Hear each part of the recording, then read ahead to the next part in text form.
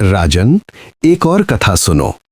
भीम और हिडिंबा के पुत्र घटोत्कच ने बाल्यकाल से ही अद्भुत शक्ति पाई थी।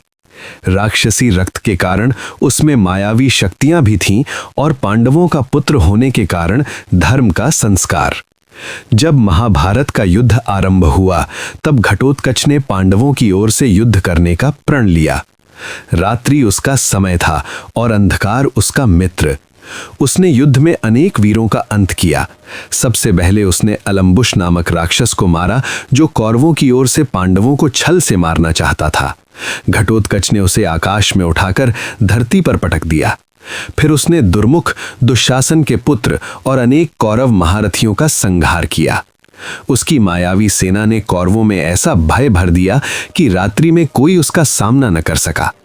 घटोत्कच ने आकाश से वर्षा की भांति शस्त्र बरसाए, हाथियों को आकाश में उछाला, रथों को चूर चूर किया और कौरव सेना को व्याकुल कर दिया।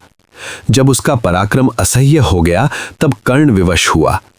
कर्ण के पास इंद्र का दिया हुआ शक्ति अस्त्र था जो केवल एक बार चल सकता था और जिसे वह अर्जुन के लिए बचा कर रखे हुए था। पर घटोत्कच का आतंक इतना बढ़ गया कि कर्ण ने वही अस्त्र घटोत्कच पर चला दिया। शक्ति अस्त्र लगते ही घटोत्कच गिर पड़ा, पर गिरते गिरते भी उसने अपने विशाल शरीर से कौरव सेना का बड़ा भाग कुचल दिया। इस प्रकार घटोत्कच ने मरते समय भी कौरवों का भारी विनाश किया और अर्जुन को बचा लिया।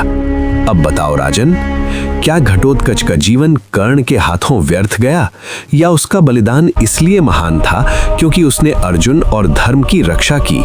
अब बताओ राजन, बेताल ने प्रश्न किया।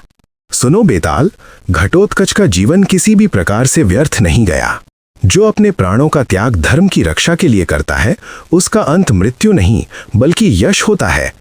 घटोत्कच ने ये जानते हुए भी युद्ध किया कि कर्ण के पास अचूक शक्ति अस्त्र है, फिर भी उसने भय नहीं चुना।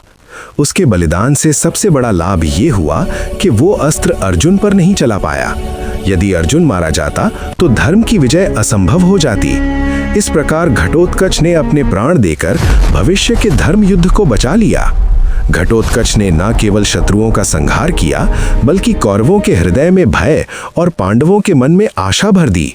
उसका पतन नहीं, उसका त्याग अमर हुआ। राजा कुछ समय मौन रहे। फिर राजा विक्रम बोले, जो स्वयं न जीतकर भी धर्म की विजय सुनिश्चित करे वही सच्चा वीर कहलाता है। तू बोला और मैं चला। आपको हमारा कंटेंट अच्छा लगे तो प्लीज़ लाइक, शेयर, सब्सक्राइब करें। बेल आइकॉन दबाना और कमेंट करना ना भूलें।